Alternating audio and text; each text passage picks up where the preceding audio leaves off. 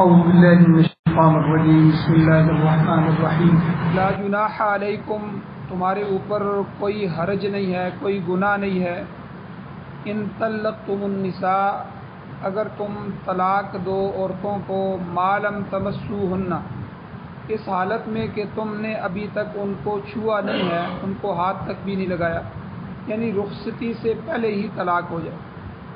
او تفرضوا لہن فریضہ، یا ان کے لیے تم نے مہر بھی مقرر نہیں کیا، تو ومتعوہن، ان کو کچھ نہ کچھ دے دو، ان کو فائدہ پہنچاؤ۔ علی الموسع قدرہ وعلی المقتر قدرہ، طاقت رکھنے والے پر، وسعت رکھنے والے پر اس کی طاقت کے مطابق ہے، اور تنگ دست آدمی پر اس کے طاقت کے مطابق ہے۔ متاعا بالمعروف، یہ فائدہ پہنچانا ہے دستور کے مطابق، اور حقا علی المحسنین، یہ لازم ہے نیکی کرنے والوں پر۔ اور وَإِن طَلَّقْتُمُوهُنَّ، اگر تم ان کو طلاق دو، من قبل ان تمسوهن، پہلے اس سے کہ تم نے ان کو چھوا ہو، چھونے سے پہلے تم طلاق دو، وقد فرضتم لهن فریضہ، اور بے شک تم نے مقرر کر دیا ہے ان کے لیے مہر۔ پہلی آیت میں یہ تھا کہ رخصتی سے پہلے طلاق ہو اور مہر مقرر نہ ہو، اب دوسری آیت میں یہ ہے کہ رخصتی سے پہلے، چھونے سے پہلے طلاق ہو اور مہر مقرر ہو۔ تو جب مہر مقرر ہے تو فنصف ما فرضتم، پھر آدھا مہر لازم ہوگا اس میں سے جو تم نے مقرر کیا ہے۔ ہاں دو صورتیں ہیں کہ جن میں معافی ہو سکتی ہے، الا مگر ان یعفون، کہ وہ عورتیں ہی معاف کر دیں، عورت مہر نہ لے اور خود معاف کر دے۔ او یعفو الذی بیدہ عقدۃ النکاح، یا وہ شخص خود معاف کر دے جس کے ہاتھ میں نکاح کی گرہ ہے، یعنی مرد معاف کر دے۔ وَأَن تَعْفُوا أَقْرَبُ لِلتَّقْوَىٰ، اور یہ کہ تم درگزر کرو، معاف کر دو، یہ تقوی کے زیادہ قریب ہے۔ وَلَا تَنْسَوُا الْفَضْلَ بَيْنَكُمْ، اور اس فضیلت کو نہ بھلاؤ جو تمہارے درمیان ہے، میاں بیوی کا ایک درجہ یا فضیلت۔ ان اللہ بما تعملون بصیر، بے شک اللہ تعالی خوب دیکھتا ہے جو تم کام کرتے ہو۔ سورہ بقرہ کی آیت نمبر 236 اور 237 یہ آج کے درس میں بیان ہوئی ہیں۔ ان آیات کا پچھلی آیتوں کے ساتھ ربط کیا ہے، ربط آیات کیا ہے؟ گزشتہ دروس میں عدت کا مسئلہ تفصیل کے ساتھ بیان ہو گیا، اور پچھلے درس میں یہ بات بھی بیان ہوئی کہ عدت کے دوران کسی سے نکاح نہیں کیا جا سکتا۔ عورت عدت گزار رہی ہو تو اس کے دوران نکاح حرام ہے۔ اور گزشتہ آیات میں یہ بھی بیان کیا کہ اللہ تعالیٰ نے دوران عدت عورت سے نکاح کا وعدہ لینے سے بھی منع فرمایا، کوئی وعدہ بھی نہیں لے سکتا کہ بھائی تم نے عدت پوری کرنے کے ساتھ مجھ سے ہی نکاح کرنا ہے، کسی اور سے نہیں کرنا۔ نکاح کرنا تو ہے ہی حرام، نکاح کا وعدہ لینا بھی حرام۔ البتہ جو شریعت نے اجازت دی ہے وہ صرف اشارے کنائے کی دی ہے، کہ اشارے کنائے سے بات کرنے کی اجازت دے دی ہے، کہ اشارے سے کہہ سکتا ہے کہ مجھے آپ جیسی کسی شریف عورت کی ضرورت ہے، آپ جیسی کوئی نیک عورت اگر مجھے ملے تو میں اس کے ساتھ نکاح کا خواہشمند ہوں۔ اب اس کو جو ہے اشارہ کنایہ کہتے ہیں۔ تو بہرحال جو ہے مقصد یہ ہے کہ جس طرح عدت میں نکاح کرنا حرام ہے، اسی طرح نکاح کا وعدہ لینا بھی حرام ہے۔ اور ایک مسئلہ یہ بھی پیچھے بیان ہو چکا کہ طلاق کے دوران اور پھر اس کے بعد بچے کی رضاعت کا مسئلہ، کہ طلاق کے وقت اگر دودھ پیتا بچہ ہو تو اس کی پرورش کا ذمہ دار کون ہوگا؟ اگر بچے کا باپ ہے تو وہ ذمہ دار ہوگا، باپ نہیں ہے تو پھر اس کا بار کون اٹھائے گا؟ اور نیز دودھ کس عورت سے پلانا چاہیے؟ یہ سارے مسائل گزشتہ دروس کے اندر تفصیل سے بیان ہو چکے ہیں۔ آج کے درس میں حق مار اور اس کی ادائیگی کے متعلق مسئلہ ایک بیان ہوا ہے۔ حق مار جو ہے یہ نکاح کے لوازمات میں سے ہے، نکاح کے ضروریات میں سے۔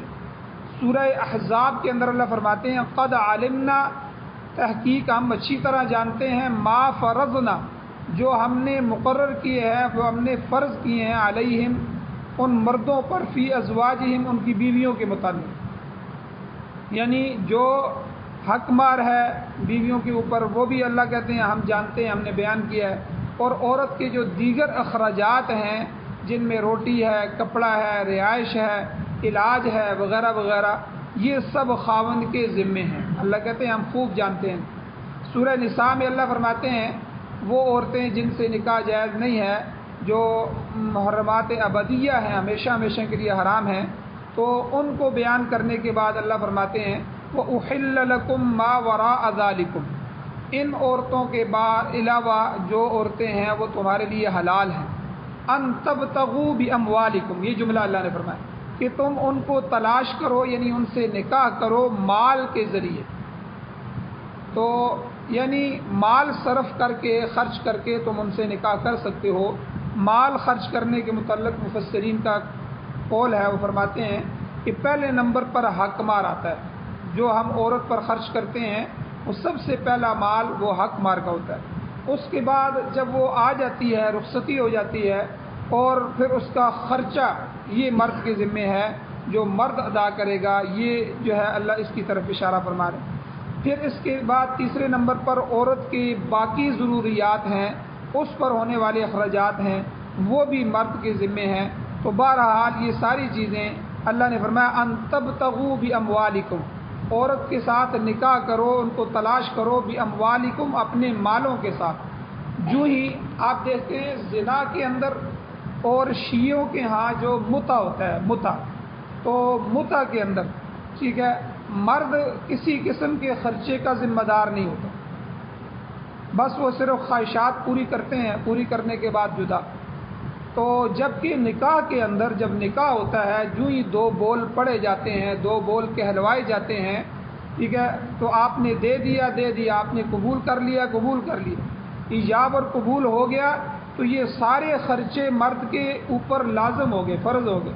جس طرح نماز فرض ہے، حج فرض ہے، لوازمات میں سے ہے، اسی طرح یہ حق مار کا بھی دینا، اور پھر اس کے بعد دوسرے جو اس کے اخراجات ہیں، کھانا پینا، رہائش، اور اس کے علاوہ کپڑے، اور دوسری تیسری جو بھی علاج وغیرہ، یہ ساری کی ساری چیزیں عورت کی جو ہے یہ مرد کے اوپر لازم ہو جاتی۔ اور سورہ نساء کے اندر اللہ مزید وضاحت کے ساتھ فرما رہے ہیں کہ وَآتُوا النِّسَاءَ صَدُقَاتِهِنَّ نِحْلَةً، عورتوں کو دو صدقاتہن، ان کے صدقات یعنی ان کے حق مار، نحلہ خوشی خوشی کے ساتھ، یعنی عورتوں کو ان کا حق مار خوشی کے ساتھ دینا چاہیے۔ یہ نہ ہو کہ بعد میں، اور ہمارے ہاں کیا ہوتا ہے کہ عورت کا جو زیور دیا جاتا ہے وہ خاوند بعد میں بیچ دیتا ہے، بلکہ جو وہ اپنے گھر سے لے کے آئی ہوتی ہے ماں باپ کا، وہ بھی بیچ دیتے ہیں، چھپا لیتے ہیں، اور گھروں میں جو ہے اس کو کچھ جو ہے اس کی اجازت بھی نہیں دیتے، بعض پہننے کی بھی اجازت نہیں دیتے۔ یہ ظلم ہے۔ جو حق مار آپ نے عورت کو دے دیا ہے، 10 تولے، 20 تولے، 1000 تولے سونا بھی آپ نے دیا ہے، وہ عورت کا ہے، چاہے تو وہ بیچ دے، چاہے تو وہ کسی کے جو ہے کسی کو صدقہ کر دے، چاہے تو اپنے ماں باپ کو واپس کر دے، چاہے اپنے بہن بھائیوں پر خرچ کر دے، آپ اس کو روک ٹوک نہیں سکتے۔ تو اس لیے یہاں اللہ فرماتے ہیں وَآتُوا النِّسَاءَ، دو عورتوں کو، صدقاتہن، ان کی حق مار۔ کس طرح؟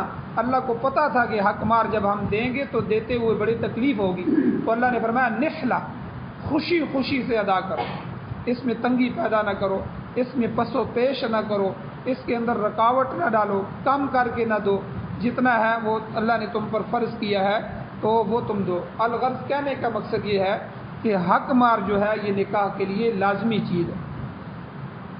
حضرت مولانا شاہ رفیع الدین رحمۃ اللہ علیہ کی تفسیر رفیع ہے کہ مہر، وہ کہتے ہیں مہر نکاح کا لازمی جزء، لہذا اس کے بغیر نکاح درست نہیں ہو سکتا۔ ہاں نکاح کرتے وقت مہر مقرر کرنا ضروری نہیں، یعنی نکاح کرتے وقت اگر کسی نے مہر مقرر نہیں کیا، صرف اس کا اجمالی طور پہ تذکرہ کر دیا کہ بے شک جی ہم مہر تو دیں گے، چلو ہم آپس میں بعد میں طے کر لیتے ہیں، تو اتنا کہہ دینا بھی کافی ہے، لیکن جو ہے طے کر کے دینا پھر بعد میں ضروری ہے۔ تو اگر بھول سے بھی رہ گیا، نکاح کرتے وقت حق مار بھولے سے رہ گیا تو تب بھی نکاح ہو جائے گا۔ البتہ اگر کوئی آدمی سرے سے ہی نکاح کے اندر حق مار کا انکار کرتا ہے، وہ کہتا ہے میں حق مار کو مانتا ہی نہیں ہوں، حق مار کیا چیز ہوتی ہے، تو اس آدمی کا نکاح ہی نہیں ہوگا شریعت، کیونکہ وہ شریعت کی طرف سے ایک واجب چیز ہے جو ضروری چیز ہے، لازم چیز ہے، اس کا انکار کر رہا ہے۔ یہ جو خاندان ہے حضرت شاہ ولی اللہ محدث دہلوی رحمۃ اللہ علیہ، ان کا خاندان بڑا قیمتی خاندان گزرا ہے۔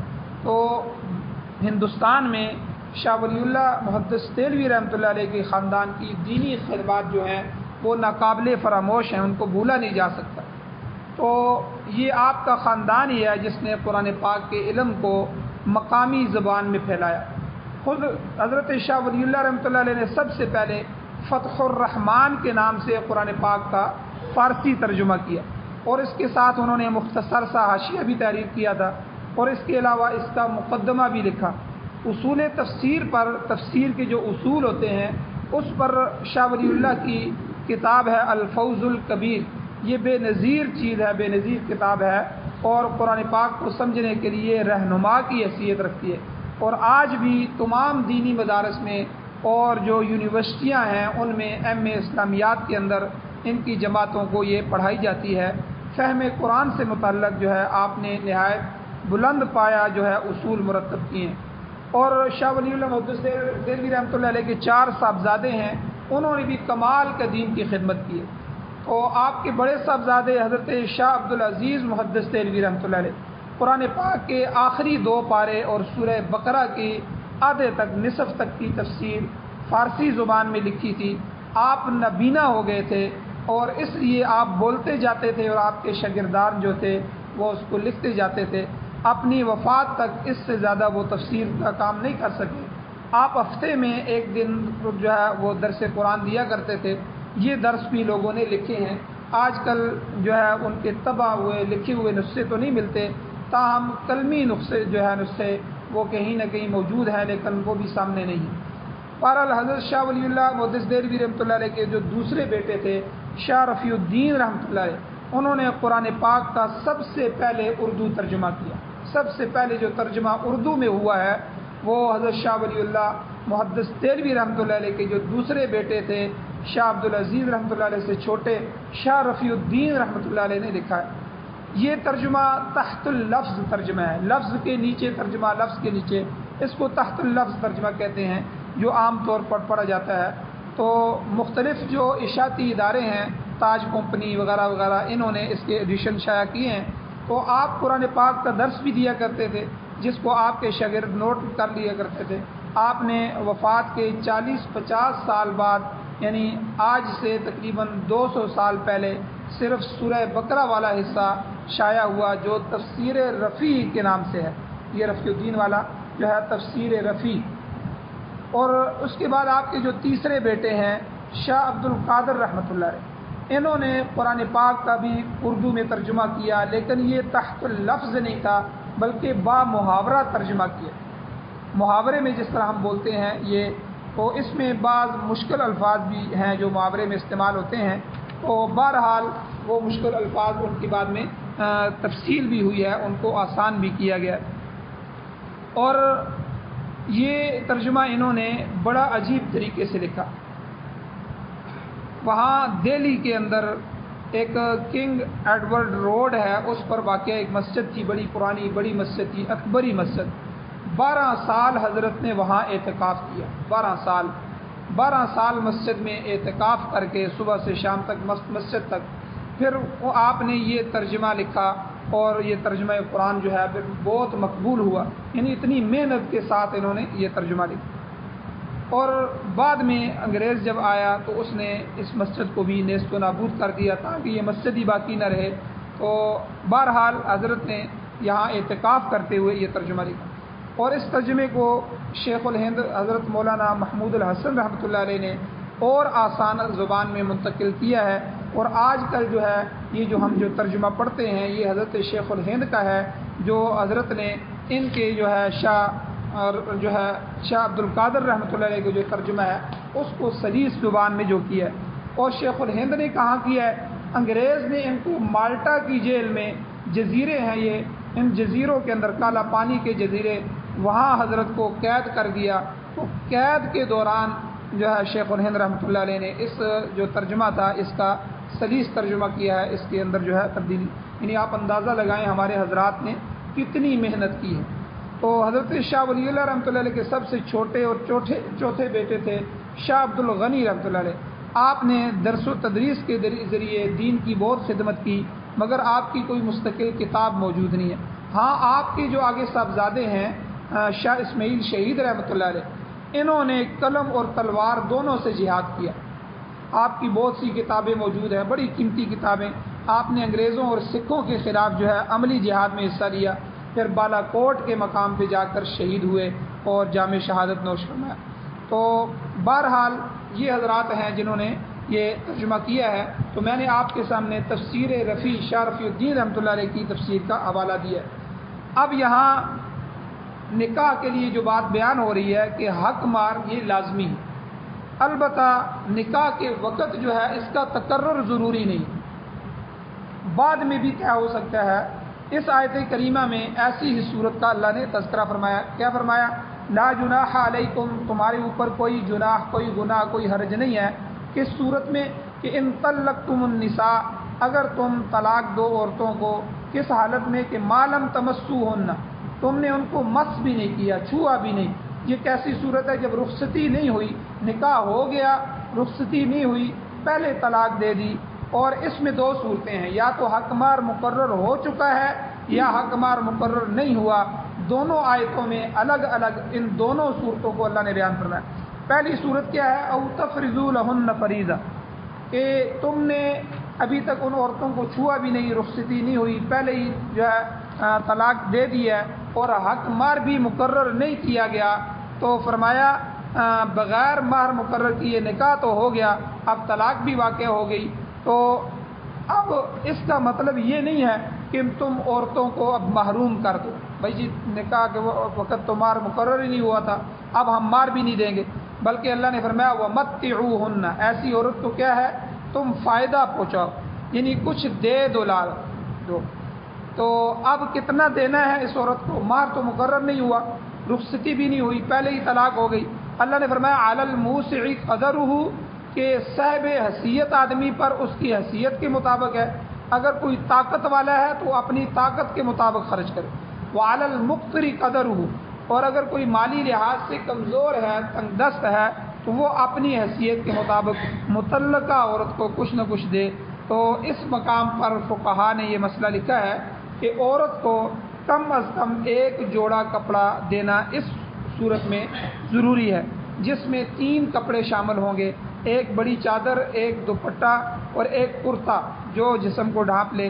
تاہم یہ ہے کہ جو مالدار آدمی ہوگا وہ اچھا قیمتی قسم کا جوڑا اس کو دے گا، اور جو غریب آدمی ہوگا وہ اپنی حیثیت کے مطابق جو ہے وہ اس کو دے گا. تو یہ تو ایسی عورت کے لیے جس کا مہر مقرر نہیں ہو سکا اور طلاق واقع ہوگی. البتہ جن کے مہر مقرر ہو گئے ہیں تو ان کو تو حق مہر دینا ہوگا. اس کا مسئلہ اگلی آیت میں آ رہا ہے. تو اسی کو فرمایا متاعا بالمعروف، یہ متاع دستور کے مطابق ہے. متعلقہ عورت کا حق غصب نہ کرو، جس کو طلاق دو اس کا حق غصب نہ کرو.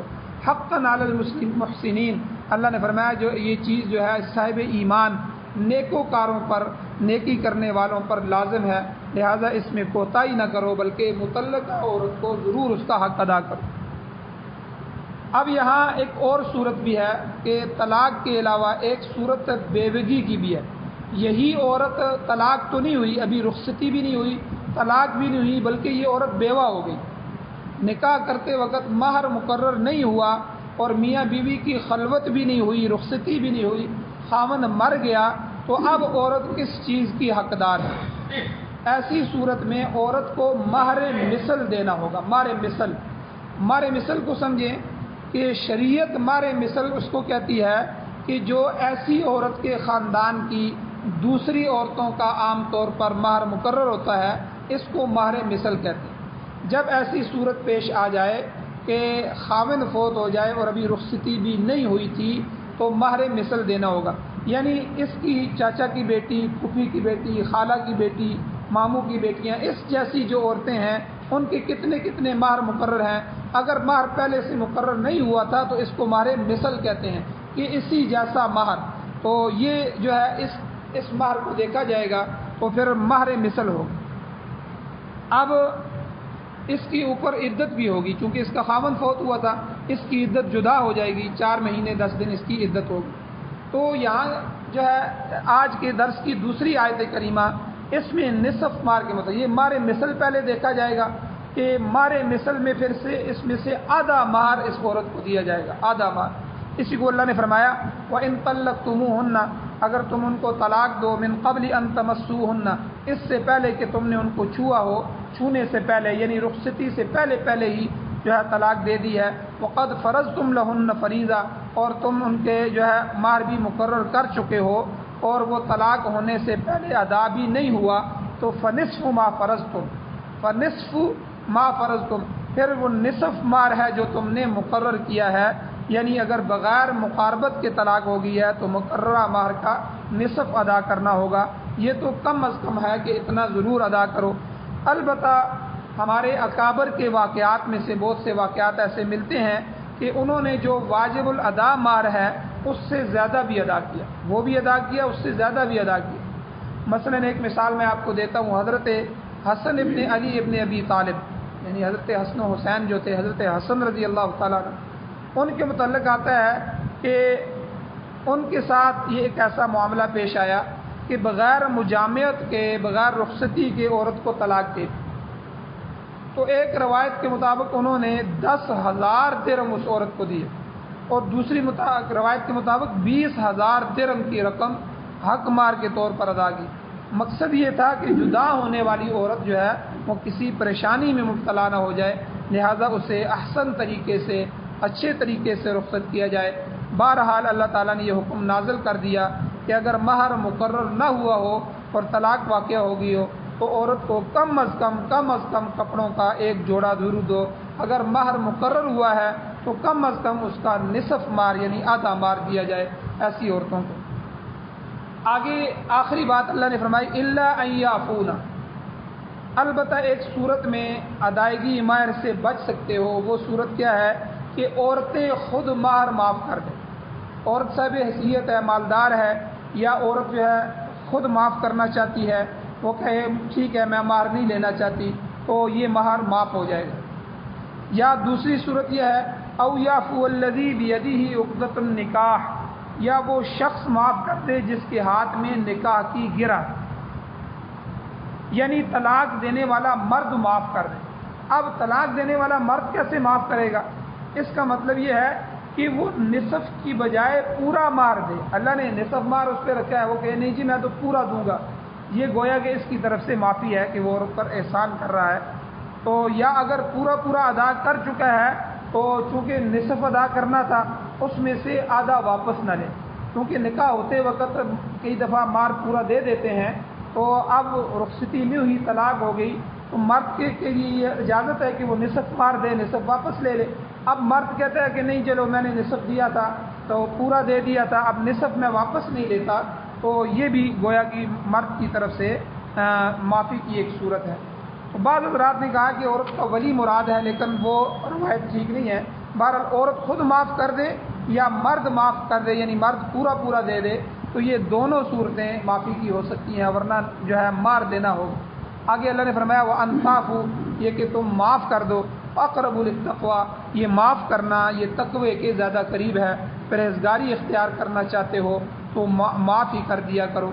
آگے آخری بات اللہ نے فرمایا، پہلے گزر چکا ہے کہ اللہ نے مردوں کو عورتوں کے اوپر قوام بنایا، یعنی قوی بنایا، اور یہ بھی اللہ نے بیان فرمایا للرجال علیہن درجہ، مردوں کو عورتوں پر ایک درجہ فضیلت اللہ نے عطا فرمائی، لہذا اے مردو تمہاری اس فضیلت کا تقاضا یہ ہے کہ ولا تنسوا الفضل بینکم، تمہارے درمیان اللہ نے جو فضیلت رکھی ہے اس کو مت بھولو۔ اللہ تعالیٰ نے تمہیں عورتوں پر برتری عطا کی ہے، تو اس برتری کا تقاضا یہ ہے کہ تم عورتوں پر زیادہ احسان کرو، اور طلاق کی صورت میں آدھے کی بجائے پورا مہر ادا کرو، یا اگر پورا ادا کر چکے ہو تو آدھا واپس نہ لو بلکہ معاف کر دو۔ فرمایا ان اللہ بما تعملون بصیر، بے شک اللہ تعالیٰ تمہارے سب کاموں کو دیکھنے والے ہیں، تمہارے سارے کام اللہ کی نگاہ میں ہیں، وہ تمہارے ہر خیر اور شر کو دیکھ رہا ہے، لہذا اس کے احکام کی پابندی کرو گے تو اس کے مقرب بن جاؤ گے، قریبی بن جاؤ گے۔ اگر اس کے احکام کو توڑو گے، بغاوت کرو گے خلاف ورزی کرو گے پھر اس کی گرفت بھی زیادہ دور نہیں ہے، اللہ پھر تمہیں پکڑ لیں گے۔ اللہ جل شانہ سے دعا ہے اللہ ہمیں عمل کی توفیق عطا فرمائے۔ آمین۔ الحمدللہ رب العالمین والعاقبۃ للمتقین والصلاۃ والسلام علی رسولہ النبی الأمی الکریم۔ اللهم ربنا آتنا فی الدنیا حسنۃ وفی الآخرۃ حسنۃ وقنا عذاب النار۔ یا اللہ ہماری کمیوں کوتاہیوں کو معاف فرما، یا اللہ درگزر فرمائی صغیرہ کبیرہ گناہوں کو معاف فرما، یا اللہ ہر طرح کی کمی پیشی کو معاف فرما، یا اللہ حضور علیہ الصلوۃ والسلام سے، صحابہ اکرام سے، اہل بیت سے، یا اللہ ان تمام مقدس شخصیات سے محبت نصیب فرمائیے، ان کے نقش قدم پر چلنا ہمارے لیے آسان فرمائی، قرآن و سنت سے محبت نصیب فرمائی، قرآن و سنت کا نظام پوری دنیا میں غالب فرمائی۔ صلی اللہ تعالی علی خیر خلقہ محمد وآلہ وصحبہ اجمعین برحمتک یا ارحم